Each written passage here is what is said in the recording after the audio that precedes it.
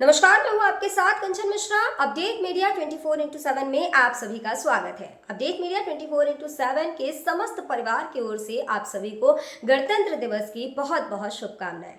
यह दिन हमारे देश की स्वतंत्रता, समानता और भाईचारे का प्रतीक है। 26 जनवरी 1950 को हमारा संविधान लागू हुआ था, जिसने हमें लोकतंत्र में अपने अधिकारों और कर्तव्यों का बोध कराया। हमें गर्व है कि हमारे संविधान ने हर नागरिक को समानता, स्वतंत्रता और न्याय का अधिकार दिया है। यह दिन भारत के संविधान लागू होने की याद में मनाया जाता है। भारत का संविधान 26 जनवरी 1950 को लागू हुआ था। इस दिन दिल्ली के राजपथ पर परेड और झांकियां निकाली जाती हैं। भारत के राष्ट्रपति तिरंगा फहराते हैं और 21 तोपों की सलामी दी जाती है। आओ झुककर सलाम करें उन्हें जिनके हिस्से में ये मुकाम आता है। खुशनसीब होता है वो खून जो देश के काम आता है। ना पूछो जमाने से कि क्या हमारी कहानी है, हमारी पहचान तो बस इतनी है कि हम सब हिंदुस्तानी हैं। ना जियो धर्म के नाम पर, ना मरो धर्म के नाम पर, इंसानियत ही है धर्म वतन का, बस जियो वतन के नाम पर। एक बार फिर से आप सभी को अपडेट मीडिया 24x7 के समस्त परिवार की ओर से गणतंत्र दिवस की बहुत। भारत का गणतंत्र दिवस 26 जनवरी को क्यों मनाया जाता है? जैसा कि आप जानते हैं कि गणतंत्र दिवस हमारा राष्ट्रीय पर्व है जो 26 जनवरी को मनाया जाता है। हर साल गणतंत्र दिवस के दिन भव्य परेड का योजना बनाया जाता है जो इंडिया गेट से राष्ट्रपति भवन तक होता है। इस परेड के दौरान थल सेना, वायुसेना और नौसेना के जवान शामिल होते हैं। इस परेड के दौरान तीन सेनाओं के प्रमुख राष्ट्रपति को सलामी देते हैं। यही नहीं, इस दिन तीन सेनाएं आधुनिक हथियारों का प्रदर्शन भी करती हैं जो राष्ट्रीय शक्ति का प्रतीक है। लेकिन आप जानते हैं कि गणतंत्र दिवस 26 जनवरी को ही क्यों मनाया जाता है? दरअसल 1950 ईस्वी में मुझे भारत सरकार अधिनियम को हटाकर भारत का संविधान लागू किया गया था।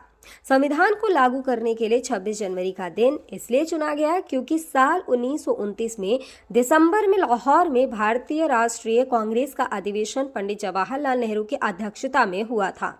इस अधिवेशन में प्रस्ताव पारित कर इस बात की घोषणा की गई कि यदि अंग्रेज सरकार द्वारा 26 जनवरी 1930 तक भारत को स्वतंत्र देश का दर्जा नहीं दिया गया तो भारत को पूर्ण रूप से स्वतंत्र देश घोषित कर दिया जाएगा। जब अंग्रेज सरकार ने कुछ नहीं किया तब कांग्रेस ने 26 जनवरी 1930 को भारत को पूर्ण स्वराज घोषित कर दिया। 26 जनवरी 1950 के दिन सुबह 10:18 पर भारत एक गणतंत्र बना। इसके 6 मिनट बाद 10:24 पे राजेंद्र प्रसाद ने भारत के पहले राष्ट्रपति के रूप में शपथ ली। इस दिन पहली बार बतौर राष्ट्रपति डॉक्टर राजेंद्र प्रसाद बग्घी पर बैठकर राष्ट्रपति भवन से निकले थे। इस दिन पहली बार भारतीय सैन्य बल की सलामी ली। पहली बार उन्हें गॉर्ड ऑफ स्वामित्व दिया गया था। गणतंत्र दिवस के दिन भारत में राष्ट्रीय अवकाश भी घोषित किया जाता है। यह हमारे देश के लिए बेहद ही खास पर्व है। साथ ही यह हमारे लिए बेहद ही गर्व का विषय है कि हमारे राष्ट्र को एक गणराज्य के रूप में स्थापित हुए 76 वर्ष पूरे हो चुके हैं। देश की संप्रभुता और एकीकरण को दर्शाने वाला यह त्योहार हर भारतीय के मन में देशभक्ति की भावना का संचार करता है। 26 जनवरी 1950 21 तोपों की सलामी के साथ तिरंगा फहराते हुए राष्ट्रपति डॉक्टर राजेंद्र प्रसाद ने स्वतंत्र भारत का स्वनिर्मित संविधान लागू किया। भारत के नए युग की शुरुआत के साक्षी देशवासियों सहित सी गोपालाचारी, जवाहरलाल नेहरू, सरदार पटेल जैसे गणमान्य बने। मात्र 3 साल पहले आजादी की सुबह देखने वाले देश ने अपना संविधान बनाकर विश्व को अपनी संप्रभुता का परिचय दिया। हालांकि ये डगर इतनी आसान नहीं थी। इतिहास के पन्नों को टटोले तो मालूम होता है कि स्वराज के साथ ही अपने संविधान, हक और हुकूम की लड़ाई बेहद चुनौती भरी थी। दरअसल अंग्रेजों की गुलामी से त्रस्त देशवासियों को प्रथम विश्व युद्ध के दौरान एक सुनहरा अवसर हाथ लगा जब ब्रिटेन की ओर से मदद की गुहार लगाई गई। भारतीयों ने सहर्ष प्रस्ताव स्वीकार किया और वर्ल्ड वॉर में ब्रिटेन के साथ खड़े नजर आए। यह उद्देश्य के साथ कि उन्हें आगे चलकर अंग्रेजों की हुकूमत से आजादी मिल जाएगी। लेकिन एक बार फिर अंग्रेज अपनी बात से पलटते नजर आए और आजादी के बदले लेकर आए भारत सरकार अधिनियम 1919। इस अधिनियम का असर ये रहा कि देश के कुछ बड़े प्रांत में दोहरी शासन प्रणाली व्यवस्था लागू हुई। इसके तहत स्वास्थ्य, शिक्षा, कृषि जैसे विषयों को भारतीय मंत्रियों के सम्मुख सौंप दिया गया था। वहीं दूसरी तरफ से सैन्य, रक्षा और विदेशी मसले जैसे अहम मुद्दे वायसराय के अधिकार क्षेत्र में रहे। इसके अनुरूप भारतीयों को यह आश्वासन दिया गया कि इस अधिनियम से पड़ने वाले प्रभावों का विषय में भविष्य में आकलन किया जाएगा। अंग्रेजों के इसी कदम ने जमीन तैयार की साइमन कमीशन की। जो साल 1928 में भारत की धरती पर दाखिल हुआ। साइमन कमीशन ने बड़े ही नाटकीय अंदाज में संवैधानिक सुधारों की समीक्षा कर अपनी रिपोर्ट तैयार की। लेकिन अब समय बदल गया है। अब देशवासी अंग्रेजों के बहकावे में नहीं आने वाले थे, क्योंकि स्वराज के साथ साथ अपने संविधान की मांग भी धीरे धीरे देशवासियों के मन में परवान चढ़ने लगी थी। साइमन कमीशन रिपोर्ट के बाद देश भर में जमकर आंदोलन हुए। इसे शांत करने के लिए ब्रिटिश सरकार ने राउंड टेबल कॉन्फ्रेंस का आयोजन किया। हालांकि देश के सभी वर्ग के नेता इसमें शामिल नहीं थे, इसलिए ये एक असफल प्रयास सिद्ध हुआ। लेकिन जहां एक तरफ ब्रिटिश हुकूमत भारतीयों के इरादों को एक बार फिर भुलाने के जद्दोजहद में लगी थी, तो वहीं दूसरी तरफ देश के वीर सपूतों ने अपने संविधान का खाका तैयार भी कर लिया था। साल 1928 में मोतीलाल नेहरू सहित 8 कांग्रेस नेताओं ने एक संविधान का मसूदा तैयार किया, जिसकी नींव 1921 में भारतीय राष्ट्रीय कांग्रेस के कराची अधिवेशन में तय की गई थी। इस तरह स्वतंत्र भारत के संविधान की रूपरेखा सजने लगी थी। समय का पहिया आगे बढ़ता गया। फिर आया गवर्नमेंट ऑफ इंडिया एक्ट 1935, जिसे हमारे संविधान का संरचनात्मक आधार कहा जाता है। दूसरे शब्दों में कहें तो यह एक फाउंडेशन बन गया, जिसके ऊपर मौजूदा संविधान की भव्य इमारत खड़ी हो गई। एक्ट 1935 भारत के लिए आज़ादी की सुगबुगाहट के साथ आया, लेकिन आज़ादी की आहट के साथ मुस्लिम लीग और कांग्रेस के बीच मतभेदों की खाई गहरी होती जा रही थी। दोनों के बीच तल्खियां इतनी बढ़ चुकी थी कि बुनियादी मुद्दों पर भी समझौते की गूंज तक नहीं रही थी। हालांकि इन सभी विवादों से आगे बढ़ते हुए भारतीय नेता अपने लक्ष्य की ओर बढ़ रहे थे। दूसरे विश्व युद्ध के दौरान 1945 में सभी पार्टियों की सहमति से संविधान का प्रारूप तैयार कर लिया गया था, जिसे सार्वभौमिक वयस्क फ्रेंचाइजी स्वतंत्रता और समानता के साथ अल्पसंख्यकों के अधिकारों की रक्षा का विशेष ध्यान रखा गया था। इसके साथ ही भारत छोड़ो आंदोलन और आजाद हिंद फौज की निर्भीकता ने अंग्रेजों ने भारत में अनंत काल तक राज करने का सपना चूर चूर कर दिया था। जैसे जैसे भारतीय राष्ट्रीय आंदोलन जोर पकड़ता गया, ब्रिटिश हुकूमत पर संविधान निर्माण के लिए संविधान सभा के गठन का दबाव भी बढ़ता गया।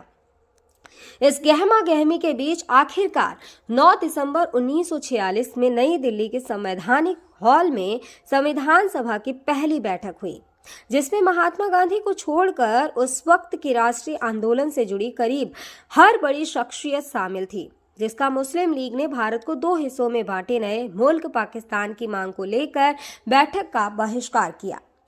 लिहाजा पहली बैठक में कुल 207 सदस्यों ने हिस्सा लिया, जहां सभा के सबसे वरिष्ठ सदस्य डॉक्टर सच्चिदानंद सिन्हा को सभा का अस्थायी सदस्य चुना गया। हालांकि 2 दिन बाद 11 दिसंबर को डॉक्टर राजेंद्र प्रसाद सभा के अध्यक्ष निर्वाचित हुए और डॉक्टर एच.सी. मुखर्जी और वी.टी. कृष्णमाचारी को सभा का उपाध्यक्ष बनाया गया। इसी कड़ी में आया सुनहरा दिन 15 अगस्त 1947 का, जब गुलामी की बेड़ियों को तोड़ भारत ने आज़ादी की नई सुबह देखी। देशवासियों में जोश भरते हुए आज़ाद भारत के प्रथम प्रधानमंत्री जवाहरलाल नेहरू ने बुलंद आवाज में देश को संबोधित किया। इतिहास के पन्नों में यह भाषण ट्रस्ट विद डेस्टिनी नाम से दर्ज हुआ। इसके साथ ही तेज हुई संविधान निर्माण की प्रक्रिया। आज़ादी के बाद चुनौतियों में इजाफा हुआ। संविधान पर सामग्री की कमी थी, लेकिन उसका सही चयन और उचित व्याख्या का काम बहुत जटिल था। बी.एन. राव द्वारा तैयार किए गए संविधान के प्रारूप पर विचार विमर्श करने के लिए संविधान सभा 29 अगस्त 1947 को एक संकल्प पारित करके प्रारूप समिति का गठन किया। इसके अध्यक्ष के रूप में डॉक्टर भीमराव अंबेडकर को चुना गया। इस समिति में अंबेडकर के अलावा 6 और सदस्य थे।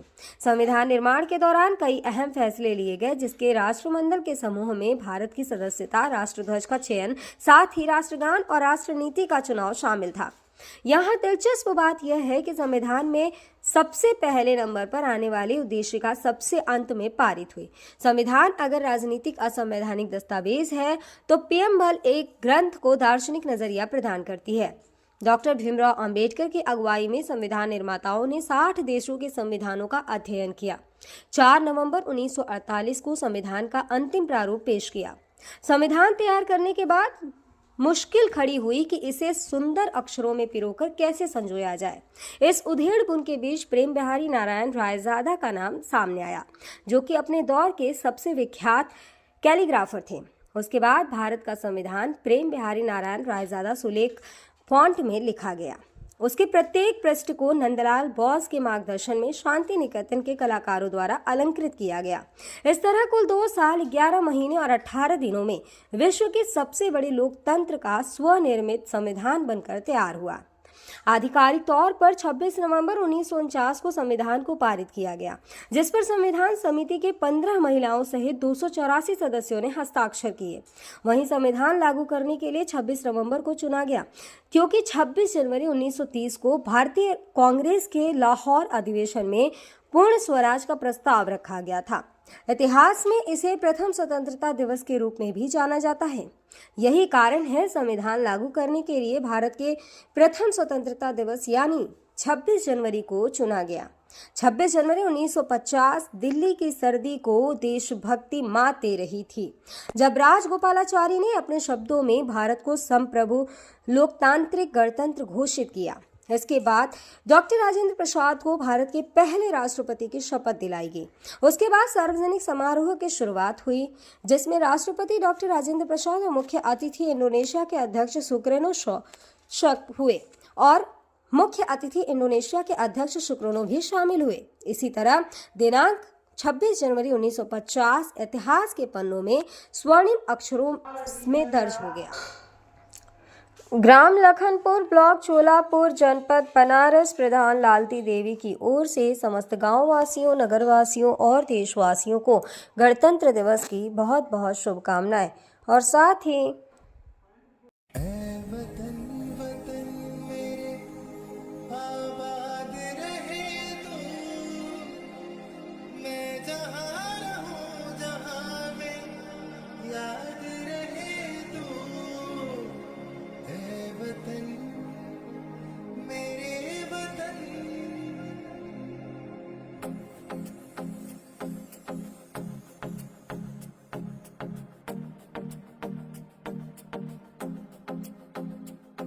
मेरा रंग दे,